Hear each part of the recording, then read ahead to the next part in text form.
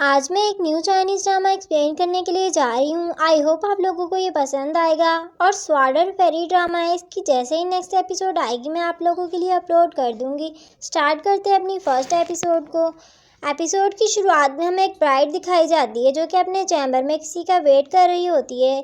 अब हमें बैंक्वेट का सीन दिखाया जाता है जहाँ पर दो लोग जो हैं वो इस ब्राइड के बारे में बात कर रहे होते हैं कि सुयान ने जो है अपनी सिस्टर के हस्बैंड से शादी कर ली। उसकी सिस्टर जो है वो कुछ टाइम पहले इस दुनिया से जा चुकी थी, इसलिए इसने अपने ब्रदर इन लॉ से शादी कर ली। और बताते हैं कि सुयान की जो है नैन्चुआन के प्रिंस से इंगेजमेंट हुई थी पहले। नैन्चुआन का प्रिंस यानी कि युआन भी वहीं पर होता है और उनकी बातें सुन रहा होता है, तो वो दोनों उसके बारे में बहुत बुरी बातें करने लगते हैं कि एक लालची औरत है, उसकी बुराइयां कर रहे होते हैं। तो युआन से देखा नहीं जाता और वो उठकर वहां से जाता है और जाते हुए कोई चीज़ उनके टेबल पर मारता है, जिसकी वजह से वो टेबल बहुत दूर जाकर गिरता है। अब हम युआन को उसी ब्राइडल चैम्बर में देखते हैं जहाँ पर वो उसका नाम लेता है। अब हम बैंक्वेट का सीन देखते हैं जहाँ पर हमें क्राउन प्रिंस यानी कि यिंगरान दिखाया जाता है जिसके साथ सुयान की शादी हुई है। यिंगरान को कुछ गार्ड्स आकर बताते हैं कि किसी ने आपकी शादी को बर्बाद करने की कोशिश की है, हमें उसे अरेस्ट करना चाहिए हर हाल में।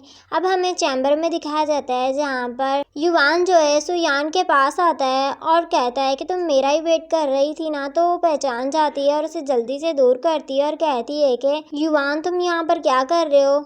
वो कहता है क्या तुमने अपने ब्रदर इन लॉ से शादी कर ली, तुम्हारी हिम्मत कैसी हुई, और उसे दूर फेंकता है और फिर उसके क्लोज जाने लगता है। तो वो कहती है कि तुम शायद भूल रहे हो कि हम क्राउन प्रिंस के मेंशन में हैं।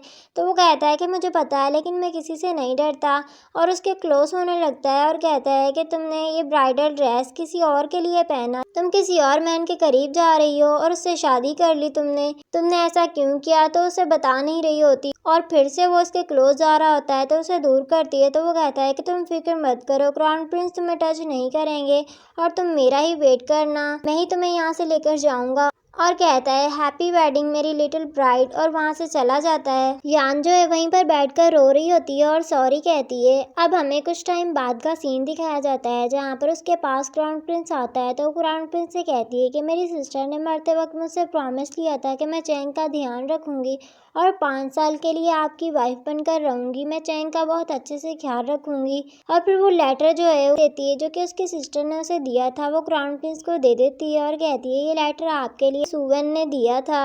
अब हम देखते हैं वो लेटर को खोलता है जिसमें लिखा हुआ था कि मैंने 5 साल के लिए अपनी सिस्टर यान को जो है तुम्हारी वाइफ बनने को और तुम्हारी साइड पर रहने को कहा है ताकि तुम जो वो स्ट्रांग बन सको। तब तक वो तुम्हारे साथ है, तब तक नैन्चुआन की रॉयल आर्मी भी तुम्हारे साथ है और तुम स्ट्रांग हो। जब तक वो तुम्हारे साथ रहेगी कोई भी तुम पर अटैक नहीं करेगा और तुम स्ट्रांग रहोगे।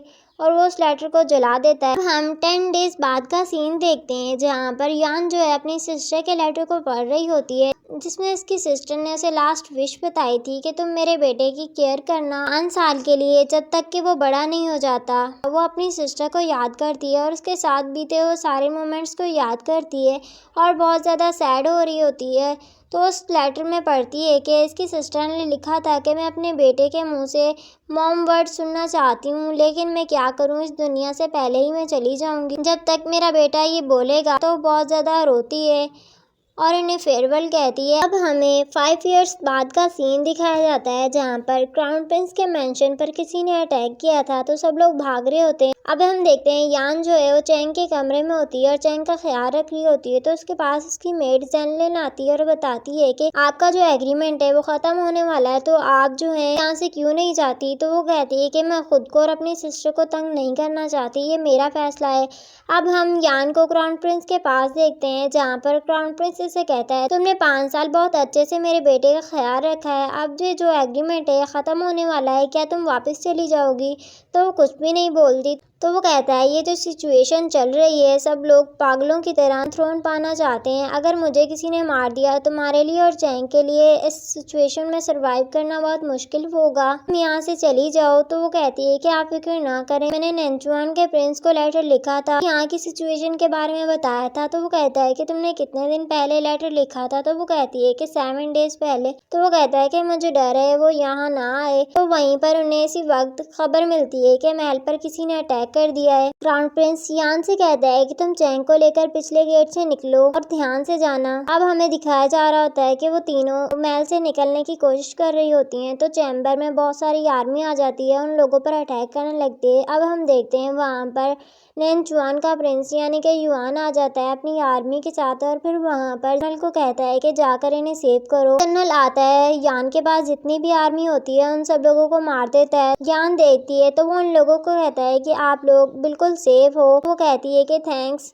हमें सेव करने के लिए। तो वो कहता है कि ऐसी कोई बात नहीं है। तो वो कहती है कि तुम तो वही हो ना। तो वो कहता है कि हाँ, मैं नैनचुआन का जनरल चूली हूँ। मुझे नैनचुआन के प्रिंस ने आपको सेव करने को कहा था और वो भी यहाँ पर आए हैं आपको रेस्क्यू करने के लिए। तो वो खुश होती है और कहती है कि क्या वो सच में आ गया। अब हम देखते हैं युआन जिंगरान के पास यानी क्राउन प्रिंस के पास आता है, तो वहाँ पर दो प्रिंस को बंधा हुआ होता है जिन्होंने इन पर अटैक किया था। तो उन दोनों से कहता है तुम दोनों प्रिंस हो लेकिन तुमने फिर भी थ्रोन के लिए अपने भाई पर अटैक किया। तो वो कहते हैं कि हमारा दिमाग खराब हो गया था, हम पर रहम खाया जाए, हमें माफ कर दें। तो युआन अपने गार्ड्स को बुलाता है, उन्हें कहता है कि क्राउन प्रिंस के सामने इन्हें मारना ठीक नहीं होगा, तुम इन दोनों को जेल में लेकर जाओ। तो वो लोग उन्हें ले जाते हैं। युआन जो है अपनी स्वार्ड जोर से क्राउन प्रिंस के पास फेंकता है, तो क्राउन प्रिंस भी उससे डर जाता है। तो क्राउन प्रिंस को पकड़कर कहता है कि तुम्हारे दिन जो है वो नंबरों में बचे हैं, तुम अभी भी क्या चाहते हो। तो उसे कहता है कि तुम्हें क्या लगता है वो प्रिंस जो पैदा होते जिसने अपनी मदर को खो दिया और अब अपने फादर को खो देगा, क्या वो थ्रोन पर बैठ पाएगा। और फिर वहाँ से जाने लगता है तो क्राउन प्रिंस उसे थैंक यू बोलता है और कहता है कि युआन आखिर तुम क्या चाहते हो। युआन अपनी स्वार्ड निकालता है और उसकी नेक पर रखता है और कहता है तुम्हें नहीं पता कि मुझे क्या चाहिए। कहता है मुझे लगता है कि तुम्हें पता है कि मुझे क्या चाहिए। अब हम देखते हैं यान जो है वो तैयार हो रही होती है, तो जैनलिन उसे बताती है कि मैजेस्टी जो है वो बिल्कुल ठीक है और युआन प्रिंस जो है उनके पास बहुत बड़ी आर्मी है और उन्होंने हमारे पूरे सिटी पर जो है कंट्रोल पा लिया है।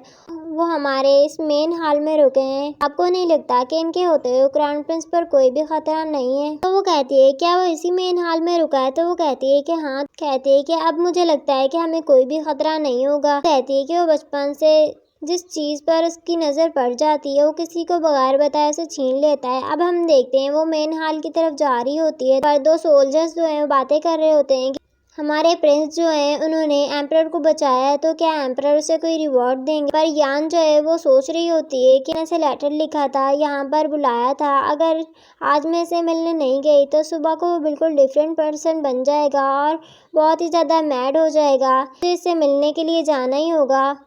युआन के चैम्बर में जाती है तो युआन कहता है कि एम्प्रेस यहाँ पर आई है, आप मुझे नर्वस कर रही हैं। और फिर सोचता है कि जब इसने इससे पूछा था कि तुम्हारे दिल में मेरे लिए कोई फीलिंग्स है तो मैं तुम्हारे लिए 5 साल तक वेट कर सकता हूँ। तो यान ने कहा था कि तुम्हें क्या लगता है मैं यहाँ पर एम्प्रेस से शादी करने के लिए आई हूँ, मैं एम्प्रेस से शादी करके एम्प्रेस बन जाऊंगी। ये जानती हूँ मुझे क्वीन बनना है और मेरे दिल में तुम्हारे लिए कोई भी फीलिंग्स नहीं है। और वहाँ से जाने लगती है।